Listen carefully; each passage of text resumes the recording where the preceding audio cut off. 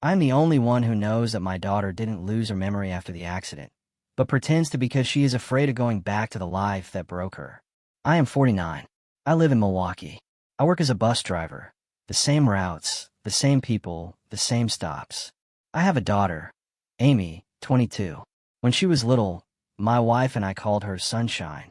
She laughed, drew, danced in the rain. And then everything changed. 2 years ago, an accident. Her car collided with a truck at an intersection. She survived. But, according to the doctors, she has lost her memory. Not all of it, but the one that concerns the last 3 years. She doesn't remember who her boyfriend is. She doesn't remember dropping out of college. She doesn't remember being addicted to painkillers she was prescribed after knee surgery. Her mother died a year ago. Not from pain, but from a heart attack. The doctors said stress, constant worry about my daughter. And now I'm left alone, with a daughter who looks at me like a stranger, who says, "Dad, did I really love drawing so much?" Who cries at night and in the morning says, "I don't remember why." And then I heard it. It happened at night. I woke up to voices. Amy wasn't sleeping. She was sitting in her room, looking at old drawings I kept. And she said out loud, "I remember everything. And I can't go back." I froze. I didn't go out. I didn't break down. I just stood outside the door, unable to breathe. She didn't lose her memory. She was pretending. An hour later, she lay down. And in the morning, she said, "Dad, what happened to me before the accident? I don't remember anything." "You were addicted to pills." I said, "Dropped out of university. Broke up with my boyfriend. And was very unhappy. And that's all." "Yes." I said, "But you fought. And I believed you would survive." She nodded, laughed, like someone who plays a role. And I was left with one thing in my head. Why is she pretending? And do I have the right to ruin her game? Is this the only way she can survive? I couldn't watch her play anymore. Not because I was angry, but because I understood, if I don't understand why she does this, I will lose her forever. I started searching, not for medicine, not for testimony, but for her voice. And I found the diary, not in a drawer, in a secret place under the floor of her old room, where my mother and I used to hide birthday presents. It was old, in a blue cover that I gave her for her 16th. The first entry is from March 14th, 2021, a year before the accident. Today the doctor said, "The pills help, but they don't help. They make it so that I don't feel anything. No pain, no sadness, no love. And when I wake up, I don't know who I am." Next one in a month. Mom is crying. She says, "Go back to university." But I can't. I don't remember why I'm doing this. And every time I try, I panic. It's like I've tried everything before. And failed. Another 2 months later, Mark left me. He said, "You're not the person I loved you for anymore." And I don't know who I am. And if I even want to be anyone. One of the last entries is a week before the accident. I don't want to die, but I want it all to stop, so that I don't remember who I was, so that I don't have to fight, so that someone would just say, "You're different now." And that would be true. I closed the diary. I couldn't breathe, not because I was moved, but because I understood. She's not pretending to betray us. She's pretending to save herself, so as not to return to the life that broke her. A day later, I found an old video. From her 18th birthday. She's dancing, laughing, holding paints, shouting, asterisk, "I'm going to be an artist." I put it in her room. I didn't say anything. I just left it on. She watched it. For a long time. Then she said, "Did I really say that?" "Yes," I said. "And you did it. Every day. And now you're alive," I said. "And you can do it again. Not because you have to, but because you want to." "What if I can't?" "Then you can't," I said. "But you don't have to play the role of the girl who doesn't remember anything. You could be the one who's afraid, but alive." She fell silent. Then she said, "I'm afraid to go back. I'm afraid I'll fall again. That I'll lose control again. That I'll ruin everything again." "But you've already survived," I said. "Not because you forgot, but because you fought. And I can see you're still fighting. Even now." A week later, she brought the album. Not new. Old. From her university days. Inside were drawings I'd never seen. Dark. Deep. Vivid.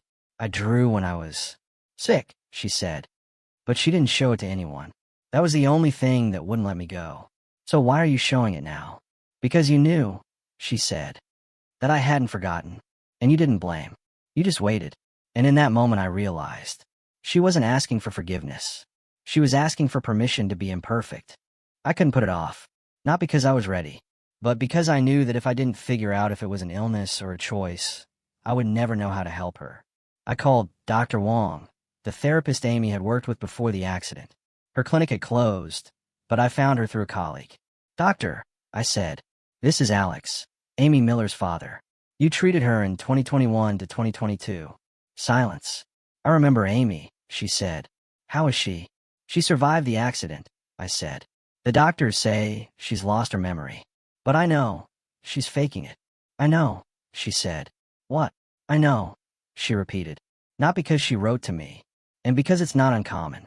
Sometimes people who have experienced an emotional catastrophe can't go back to who they were. Not because they want to lie, but because they're afraid of who they were. But she says she doesn't remember anything." "That's not a lie," she said. "It's psychological depreciation. The trauma is so deep that the mind creates another version of the person, one that doesn't know pain. It's not a simulation for attention. It's a way to survive. Like when you turn off the lights so you don't see the darkness." "But she draws. Talks about the past. Reads her diary." "Yes," she said, "because part of her wants to go back. But another part is afraid. And she plays a role to keep the balance. To not destroy herself completely. And what should I do?" "Don't accuse," she said.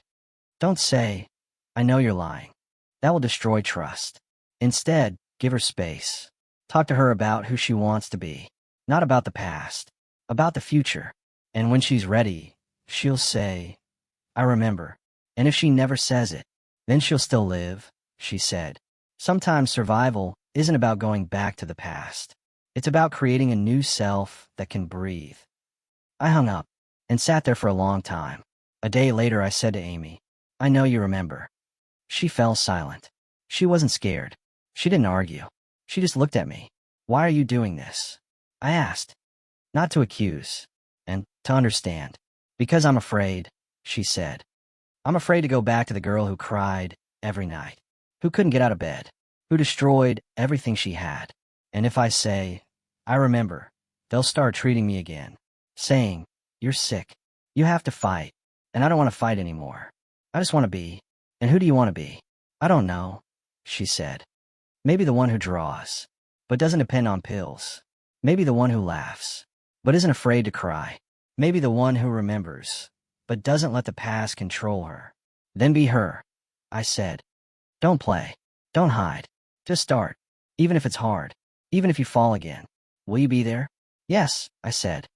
"Not as a father who wants you to be the same as before, but as someone who supports you. Anyway." She fell silent. Then she said, "Thank you for not ruining my game, and for giving me a choice." She began to paint. Not gradually, not from sketches, but with a bang, like someone who has been silent for a long time, and finally spoke. It happened in the morning. I went into her room. She was already working. Paints, canvas, spilled turpentine. On the wall, for paintings. Unfinished, but alive. "Who is this?" I asked, looking at the first. "Me," she said. "The one I'm trying to forget." The painting depicted a girl in a dark room. On the floor, empty bottles. On the wall, the inscription, "Nobody notices." But in her eyes, not despair. "Please, when did you write this?" "In a dream," she said. "Or rather, in reality. I haven't slept for months. And when she was asleep, I saw her. And now I try to tell her, 'I see you, and I won't give up.'" A week later, 2 more appeared. One is a girl on stage. A university exhibition. Laughing. Holding her canvas. The inscription, "Dream." The second is the same girl, but in an armchair. Spectators are walking by. Nobody is looking. Nobody is buying. On the floor is a broken glass of coffee. The inscription, "Disappointment." "That was before you started taking the pills." "Yes," she said. "I thought I had failed. But in reality, I was just tired. And instead of resting, I started taking the thing that made me lifeless. And now I'm painting the third part," she said. "The one who stands between them, who remembers how to be happy, but knows that it won't last forever, and learns to live with it." A month later, she named the series, "The Me I Lost." "It's not about coming back," she said. "It's about saying, 'You were real. You suffered, but you weren't useless.'" I suggested, Can I exhibit this? Not yet, she said. It's not for the world. It's for me. When I can look at these paintings and not cry, then I'll see if the world is ready to see them. A week later, she brought me a gift. Not in a box. In a frame. A small canvas. Me, in an old sweater, holding a cup of coffee. In the background are her childhood drawings on the refrigerator. The inscription, "The Dad Who Waited." "This is not your story," she said. "But you were in it. And you didn't give up." "I never gave up," I said. "Not because I was strong, but because I knew you were out there. And you're trying to get back." "I'm not back yet," she said. "But I'm not pretending anymore." I say, "I remember." And that's the beginning. And in that moment I realized, she's not going back to who she was. She's becoming someone new. Someone who accepts the past, but doesn't let it control her. A month later, she said to her doctor for the first time, "I remember everything. And I want help. Not to forget. And to live with this." And the doctor nodded. He wasn't surprised. He simply said, "Then let's begin." 6 months passed. She said, "Ready?" Not suddenly. Not with an exclamation.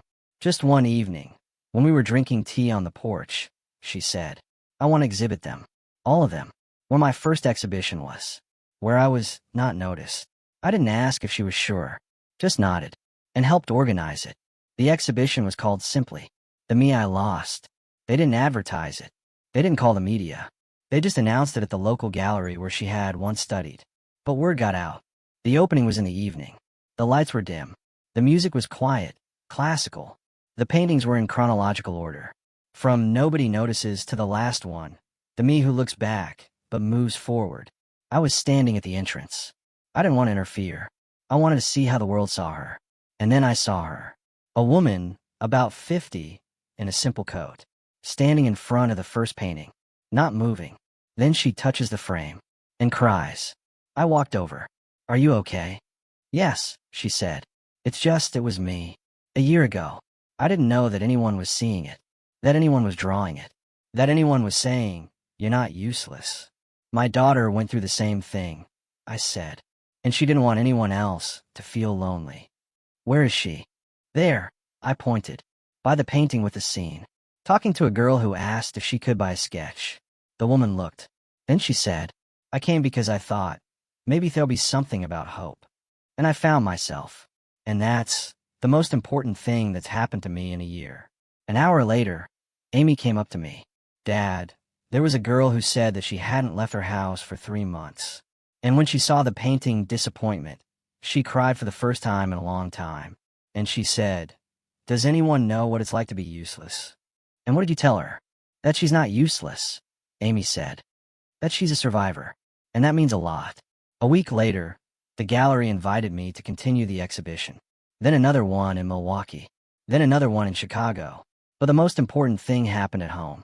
One evening, she said, "I started therapy. Not as a duty. As a choice. And I no longer pretend to have forgotten. I say, I remember. And I'm tired. But I'm here. Asterisk. And how do you feel?" "Not happy," she said. "But alive. And that's enough." I sat and looked at her. And I realized, I didn't save her. I just waited. Not with a demand to return, but with the belief that she could. And every time she draws, I think, her pain was silence. And now it's a voice. And this is the most important thing she ever did.